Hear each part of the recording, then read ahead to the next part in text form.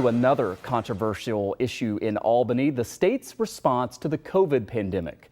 This past summer, Governor Kathy Hochul announced an outside firm would be hired for a, quote, after-action review to look at that response. Well, now there is a firm in place to actually conduct that probe.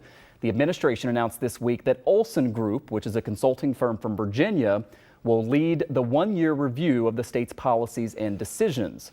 Now, they are still finalizing the contract, but they're expected to get $4.3 million to do so. Now, this group will not have subpoena power. Under state law, that is not allowed. It will report to the State Division of Homeland Security and Emergency Services Commissioner. Bill Hammond, who is senior fellow for the health policy at the Empire Center think tank, is concerned about what he sees as a low funding level for this, and also lack of ways to compel answers, and that the consultants will ultimately answer to the administration. The bottom line is we had systems failures. It wasn't, it's not necessarily down to any individual or any party.